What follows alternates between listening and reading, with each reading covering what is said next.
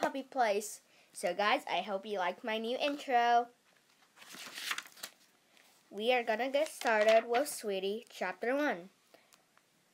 Break 5! You're bonked, Charles Peterson shouted at his best friend Sammy. That was no break. That was a stall, Sammy yelled back. Come on! He waved the wiffle bat over his head and swung at an imaginary booja. One more. I gotta hit a bipple. Just try. David was way back in the outfield by the rowing machine. He crouched down and jiggled from foot to foot on his tiptoes. He looked ready for anything.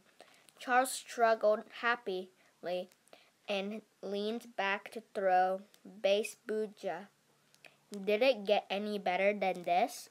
So, what if it was a gloomy Monday in February? Sure, it was cold and gray outside. It wasn't a baseball season yet, but it was definitely time for some indoor base booja, which was a brand new game never played in his history of the world. Charles was glad that he and Sammy had gotten to know David when David had first moved to Littleton not that long ago. He seemed really shy. He was still pretty quiet at school, where all three boys were in the same class. Mr. Mason, room 2B. David didn't like big groups, but after he and Charles had found a stray dog and helped it way home, David had gotten used to being around Charles. It took longer for David to get used to Sammy because Sammy was, as Charles' dad sometimes said, a real character who loved to tell jokes and come up with crazy ideas. Anyway, now David wasn't shy at all with Charles and Sammy. In fact, sometimes you couldn't get him to stop talking. He liked to tell long, detailed stories about things he and his parents had done, like camping out in Yellowstone National Park and seeing a grizzly bear there. Charles loved David's stories, even though Sammy didn't always believe them. Base booja was invented one day when the boys were all over at David's house. David dug out a yellow wiffle bat and a big purple Nerf ball. Mom says we can play in the basement, he reported. We can make all the noise we want down there. Charles and Sammy looked at each other. Charles wasn't sure he liked that idea, and he could tell Sammy felt the same way. The basement at Charles' house was cold and clammy, with a scary toilet. What? It made weird gurgling noises in one corner, and the washer and dryer in another. A big clanking furnace was always roaring to life when you least expect it, and there was permanently moist area on the floor by the outside door. But David's basement turned out to be different. It was brightly lit and warm and dry, with a giant mirror that took up one whole wall. The best part was that the entire floor was covered in a thick, spongy blue mats, like the ones in the gym at school. So you could jump around, fall down, do somersaults, anything, without getting hurt. David's small man dad used the basement as a workout room. The people who had lived in the house before and left behind all the machine, all sorts of gym equipment, besides the rowing machine. There was also a treadmill and an exercise bike that looked like fun but turned out to be really boring to ride. Soon the boys took the place over. They played down there on weekends and almost every day after school. David's mom was always popping down the stairs to make sure the boys weren't getting themselves into trouble, and they weren't allowed to play on any of the equipment unless an adult was in the basement with them. But besides that, they were pretty much free to do whatever they want in that big, safe, padded room. They were never sure who had actually invented Base Booja. Sammy said he had come up with the name, and David said he was the one who thought of the basic rules. It was all so new that the boys were still figuring the game out. Okay, instead of 3 strikes, you get 5 breaks.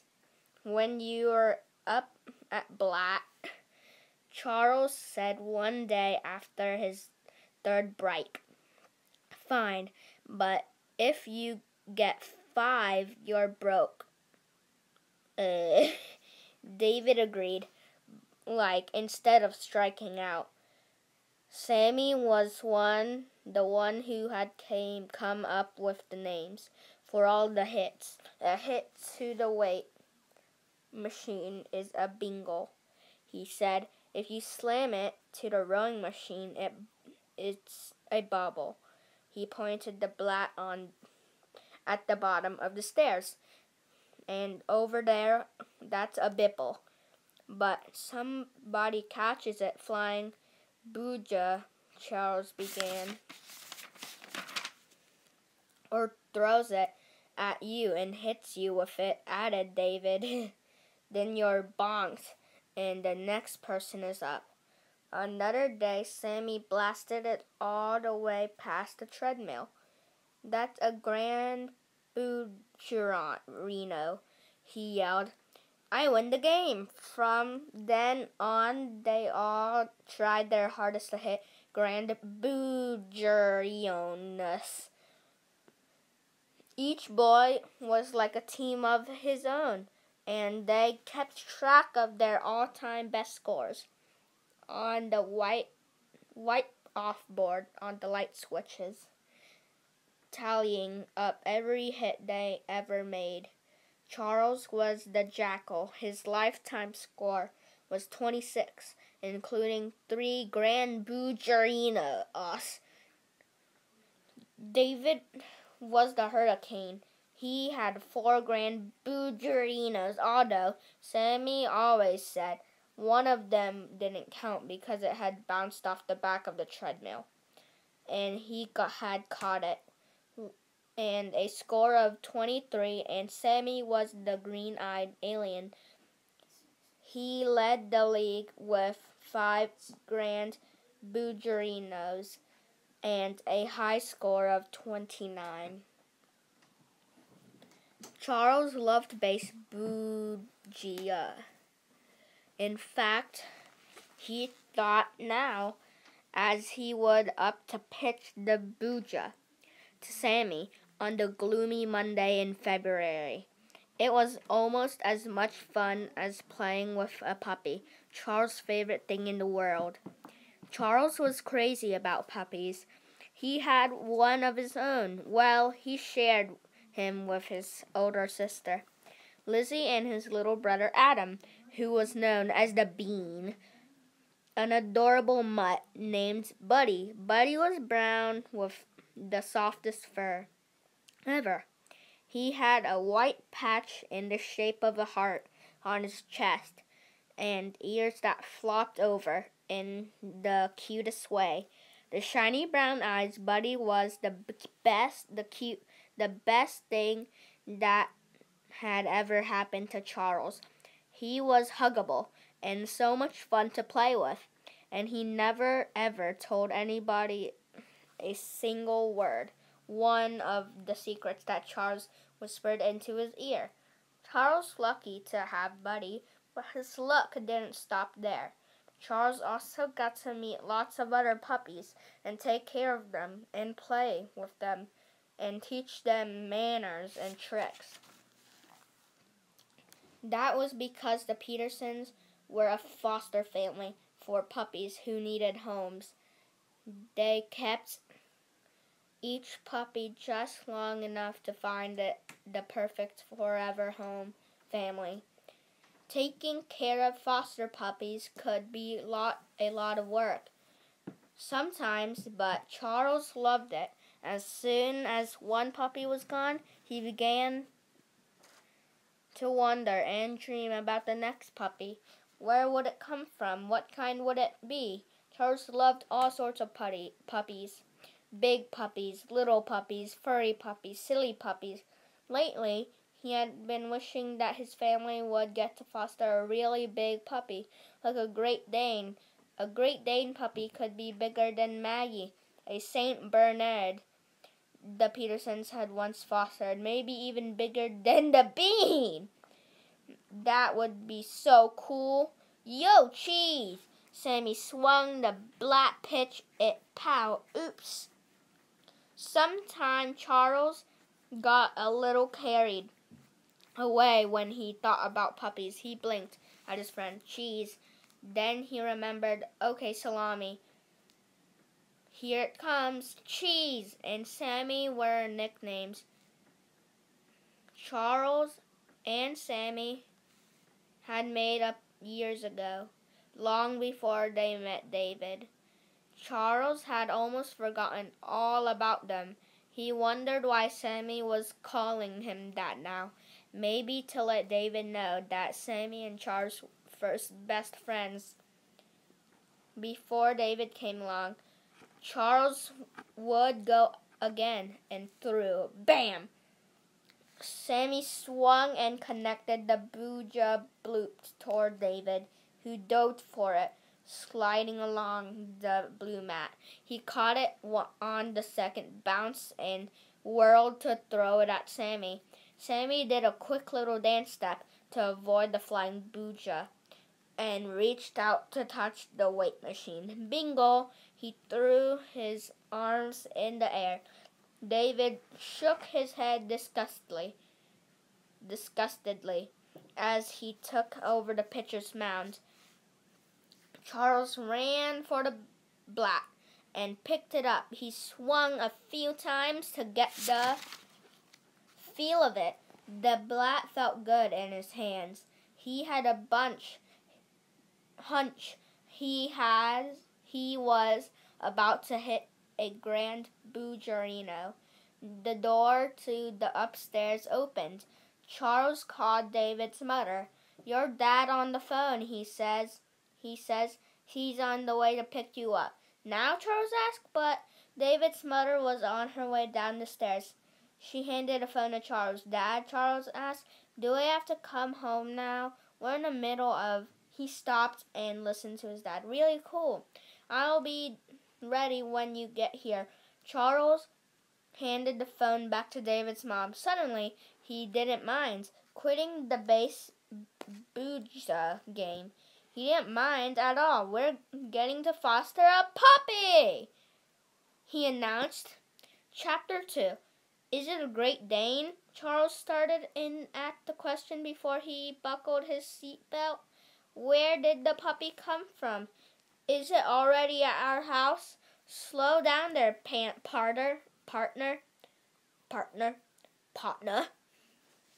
His dad smiled at him. How about hi, Dad? Good to see you. Hi, Dad. Good to see you. So, what about the puppy? Dad said.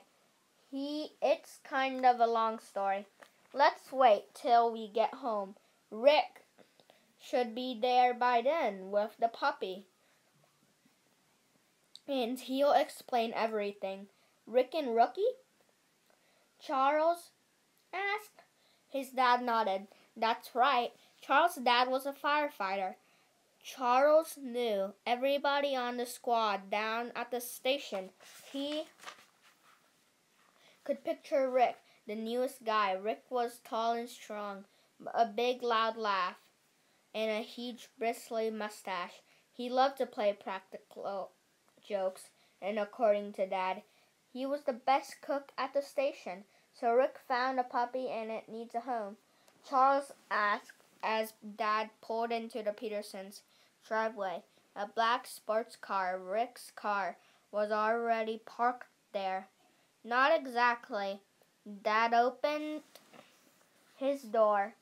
Come on, let's go in and you can hear the whole story. When they walked into the kitchen, Charles saw Rick sitting at the table with Mom. Lizzie and the bean sat next to Rick and started open-mouthed at his mustache. But Rick was not smiling or laughing, and even his mustache looked droopy. The big man sat slumped over his hands, wrapped around the mug of coffee. On Rick's lap was a tiny curled-haired puppy. She sat up with her little paws on the edge of the table. Her fur was a beautiful coppery gold color, like leaves in the fall. She looked back at Charles with the brightest black eyes he had ever seen. Hello there. Is that the puppy? The puppy? Charles ran over to see. Hey there, Charles. This is Sweetie, said Rick in a flat voice. She's a poodle. A miniature poodle. Lizzie added. Her color is called apricot. She'll never grow very big at all. Charles knew that Lizzie, who knew everything about dogs, was not exactly a fan of little ones. But how could she resist this cutie? Charles stood next to Rick and reached out to pat the puppy's little head and stroke her fluffy ears. Her coat was springy and soft. She felt delicate, like a fancy piece of china that might break if you even looked at it the wrong way. Want to hold her? Charles nodded. He sat down and Rick handed the puppy over. Oh, said Charles. Sweetie had to weigh even less than David's purple Nerf ball. She wasn't bigger than the Nerf ball either.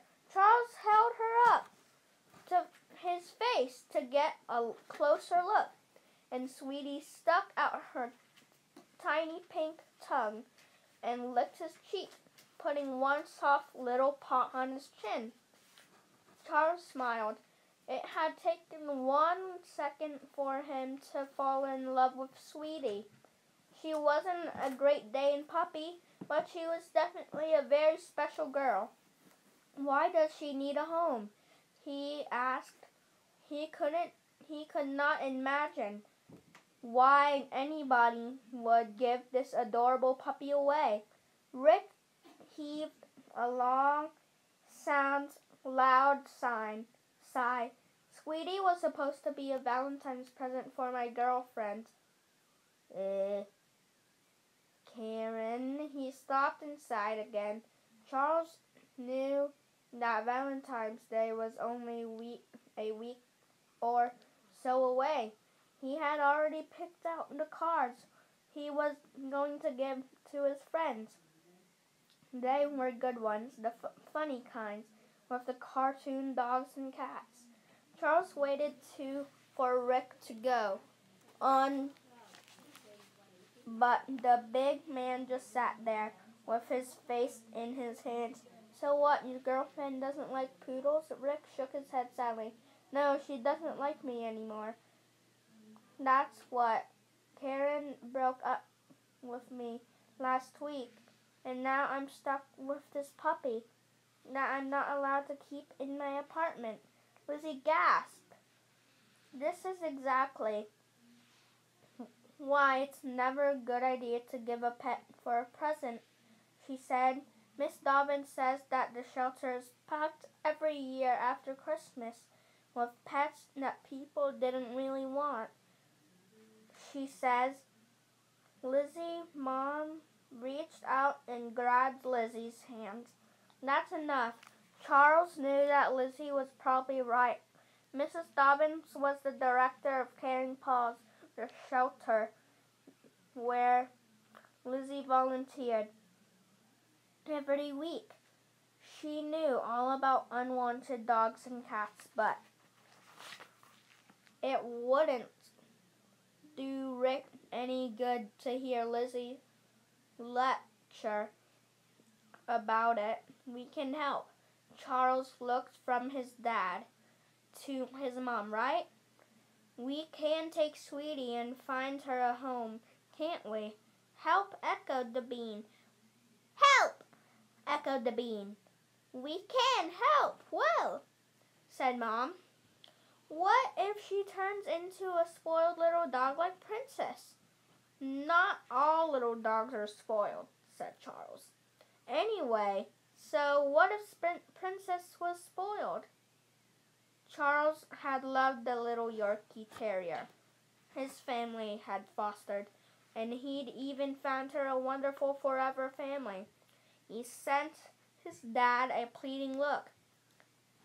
Rick sighed again. Well, if you can't take her, I'm sure I can figure out something else out. He began.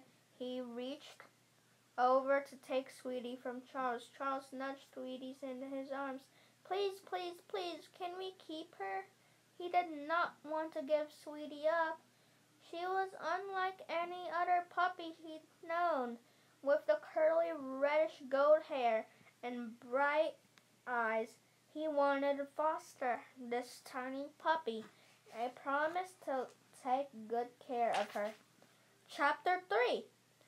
Finally, Mom smiled. Okay, Charles, you and Lizzie have been so responsible with our foster puppies. She turned to Rick. We'll be happy to take care of Sweetie. She's such a little thing. How many trouble could she be? Yay! Yelled Charles and Lizzie and the bean. Sweetie's head popped up and she looked all around. What's the noise? About, is it a potty? I love potties! The pup scrambled out of Charles' arms and jumped up onto the table. Oh dear, said Mom, I don't think. But then she burst out laughing as Sweetie danced toward her. Dad laughed too, the little cutie. He wiped his eyes. Even Rick cracked a smile. She's real smart. This one, only 6 months old, and she already knows some tricks. The lady I bought her from taught her tricks. Like what? Lizzie asked. Let's see, said Rick. She knows how to sit. No sooner was the word out of his mouth than Sweetie sat, perching on the table like a tiny statue of a poodle. She cocked her head at Rick. That was easy. What's next? Everybody laughed and clapped. More, yelled the bean. More Twix! Rick lifted Sweetie off the table and sat her down on the floor. Roll over, Sweetie, he said, as a flash rolled over and bounced back into her feet. Wow! Even Lizzie, who had taught lots of puppies lots of tricks, was impressed. The lady was starting to teach her how to do backflip, but I think she's still a little young for that. Rick squatted down next to the tiny puppy, looking proud. She'll jump up onto anything, though. He patted his knee Sweetie up. Sweetie sprang up onto Rick's knee. Then he patted the seat on a nearby chair. Sweetie, up! Sweetie sailed right up onto the chair. Rick was about to pat the table when Mom cleared her throat and shook her head. "No more dogs on the kitchen table," she said, but she smiled. "Sweetie is a very talented puppy." "I know," said Rick. Should would have Karen would have loved her. Suddenly his mustache went all droopy again, and the spark left his eyes. "I love dogs, and I wish I could keep Sweetie. But even if she were allowed in my apartment, I think having her around would just be a reminder of how much I miss Karen." Dad put his hand on Rick's shoulder. "We'll take care of her, and we'll find her a good home too. You count on that." Rick sniffed and nodded. "Thanks, you don't know how much I appreciate it. One thing, when you're looking for a new owner, make sure that the person understands that poodles have to be groomed. The lady I got from was very clean about that. It's a real commitment to have a poodle and pay for a shampoo and some clipping every 6 to 10 weeks." "I know about that," said Lizzie. "They have to be groomed because poodles have hair, not fur, like other dogs. That's why some people who are allergic to dogs can be around poodles without sneezing instead of shedding. Poodle hair just grows and grows and grows." Rick nodded. "That's right." He gave Lizzie a weak smile. "I promise I'll never try to give a puppy as a present again. I've learned my lesson." The big man scooped up the tiny puppy and nuzzled her ears. "Goodbye, Sweetie. You be a good girl." Sweetie looked tinier than nestled in the big. "You be a good girl." Sweetie looked tinier than ever, nestled in his big hands. She licked his cheek, and Rick kissed her on the nose. Then he handed Sweetie over to Charles and walked away out of the room without looking back. Charles kissed Sweetie between the ears. "We'll take care of you," he said. He turned to Lizzie. "Where's Buddy? Let's see if they get along." "I put him in my bedroom until Sweetie got comfortable with all of us," said Lizzie. She went to get Buddy.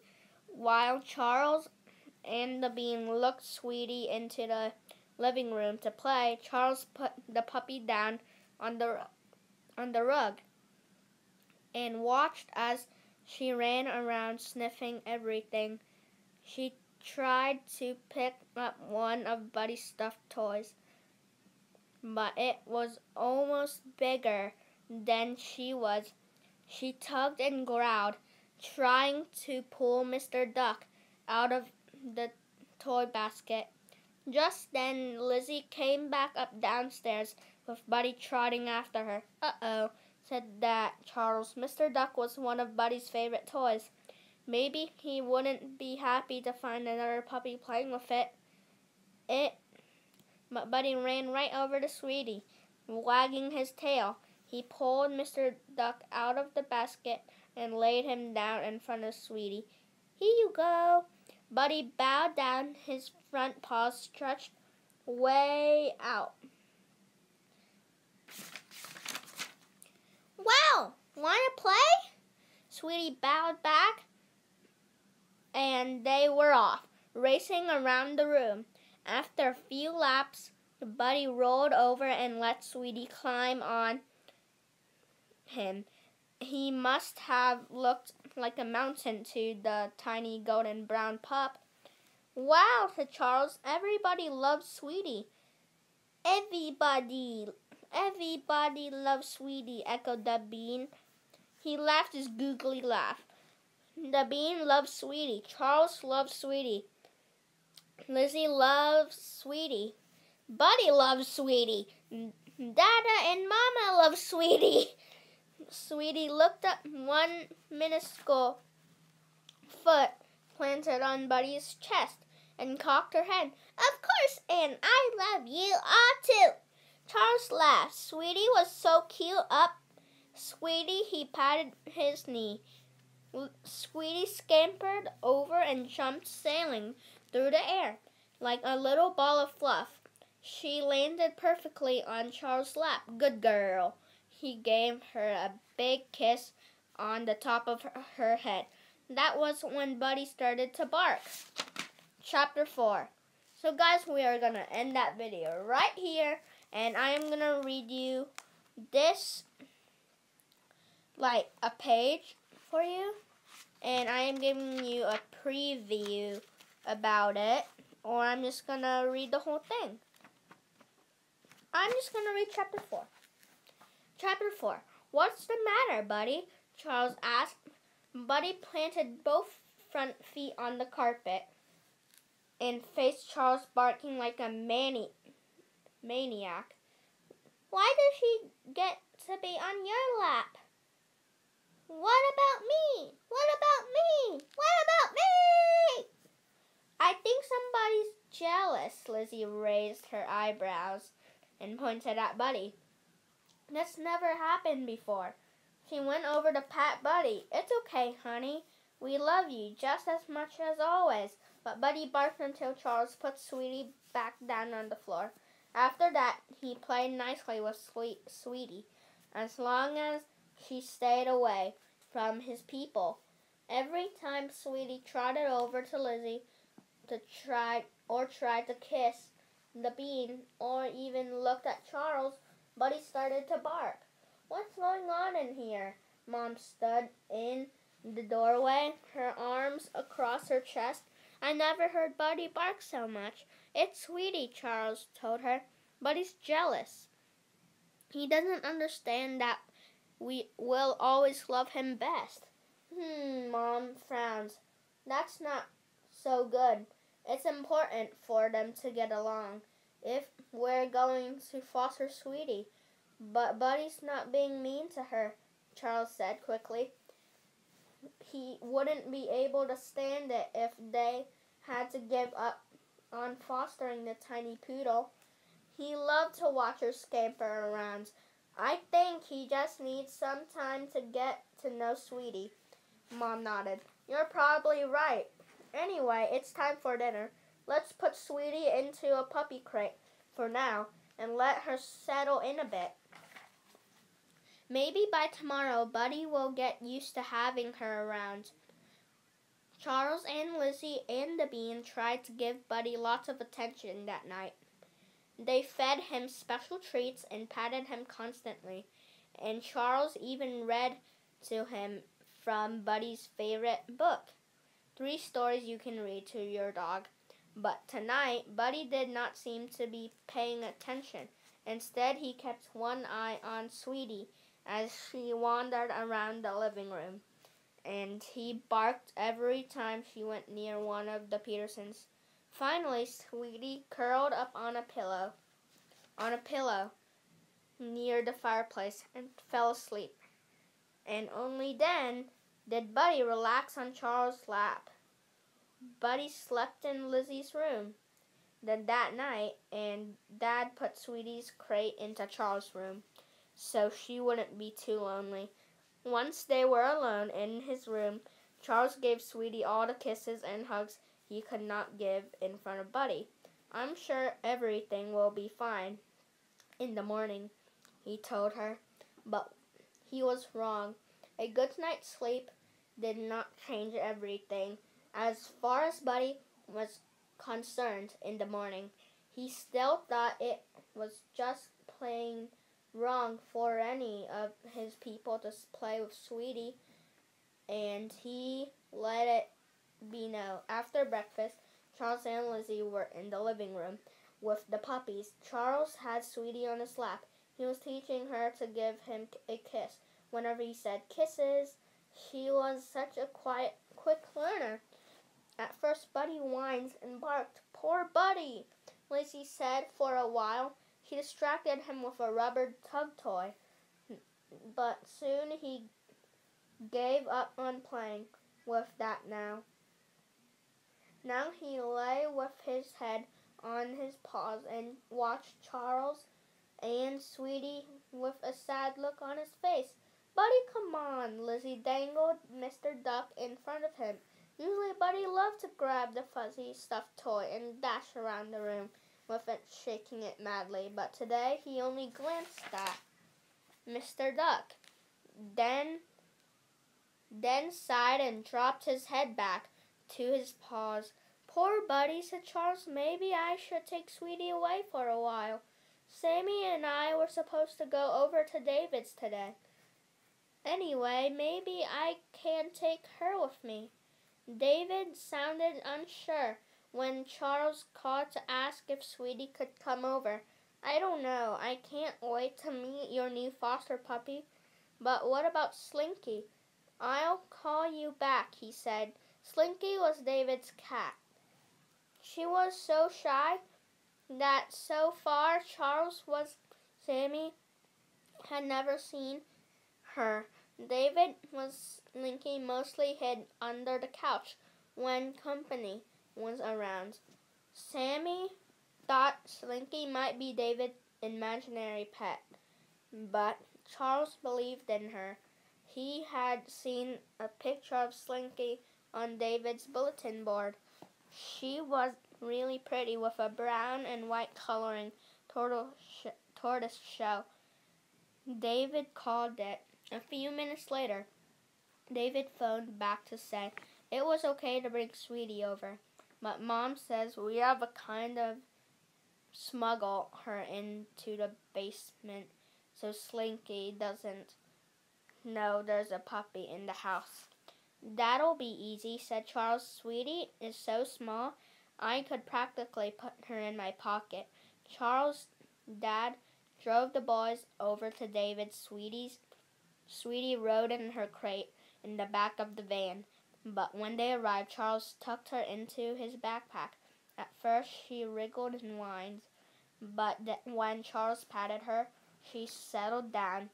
She looked so cute with her curly head poking out and her bright eyes shining. David met them at the front door with his finger over his lip. "Shh," he said. "Slinky's in the living room." The boys tiptoed to the basement door and slipped downstairs. Only then did Charles let Sweetie out of his backpack. She leaped out light as a feather and shook herself, just as Buddy always did after a bath. She blinked at the boys. "Well, hello, a new audience for my tricks." "She's tiny," said David. "Tiny. She's a minuscule." Sammy bent down to pet her. "Hi there, Sweetie." Wait, you'll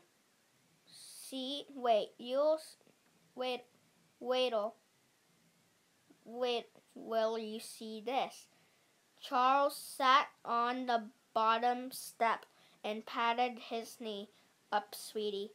She bounded over and leapt into his knee. "Kisses," he said. He lowered his head so she could lick his cheek. "Wow," David said. Down on the weight bench. "Will she jump onto my lap?" "Try it." Charles said. "Up, Sweetie." David patted his lap. In the flash, Sweetie was sitting there, her ears perked up and her tail wagging. "Man," said David, "if I could jump like that, I would be in the Olympics." Then Sammy had to try. Sweetie jumped into his lap too. "This dog should be in the circus," said Sammy.